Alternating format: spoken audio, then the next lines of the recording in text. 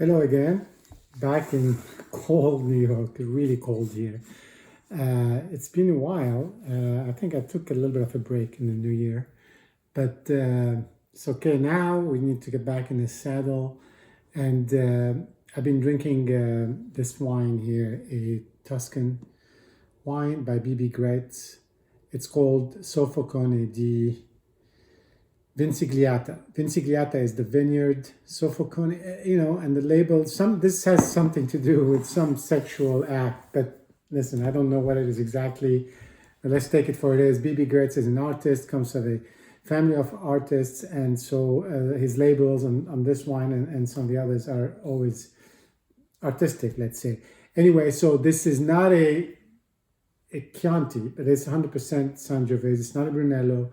It's an IGT, the geographic appellation, if you want, from Tuscany. It's just a little bit north of Florence, I think northeast of Florence. He started in the wine business. His family has been in the wine business, but he started making his own wine towards the end of the 1990s. He makes some his flagship is called Testamata. Is like this sort of, $100 plus bottle of wine, 100% also Sangiovese from the same vineyard and a couple others that he has, but he picks the best grapes. This is a single vineyard, and it all comes from that vineyard. This is 2015, which was an amazing year in Tuscany.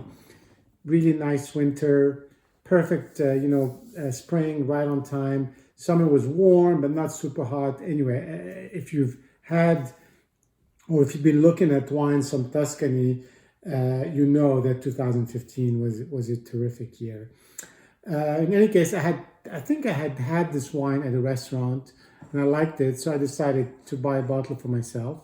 And this is again another way to learn about things. I see the Testamata often in tastings in stores. But, it's a little bit on the expensive side. This is really good for what it is. His wines are not cheap anyway.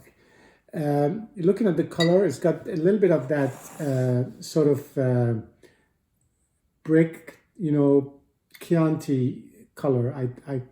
Sort of a little bit of that brown in it. It's got nothing to do with age. This is what Sangiovese, seems to have. And it's pretty alcoholic on the look. I'm not quite sure if that's no, it says only 13 and a half, but when you look at how it dances around the edge, the rim of the wine, it looks more alcoholic than that. Anyway, it is that sort of brown tinged color that you get in Sangiovese. On the nose, it's unmistakable. It's cherry and plum. Again, very Sangiovese, very strong from that point of view, and a little bit of that acidity that either comes really through the nose. Again, it's very typical that you're not gonna, so far, no surprises, in terms of what you expect from that terroir.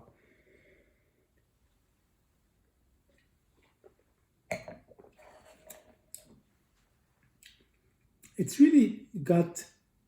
This is only 6 years old, but it's perfect for now in terms of, it's really in a good place. It's got the fruit, it's got the plum and the cherry as we discussed. It's got some of the sort of other like tobacco and maybe leather, some of those kinds of tones in it. It's got, it's more, I would say, more joyful really than what you would expect. Sometimes a lot of these Sangiovese are a little bit more restrained. I mean, they have layers and they have depth and they can really go on forever. This is more immediate. I think it's refreshing to have a Sangiovese like this. So that's really terrific. And it's also got sort of a nice balance between the fruit and the other flavors. This is a nice bottle of wine for really, again, for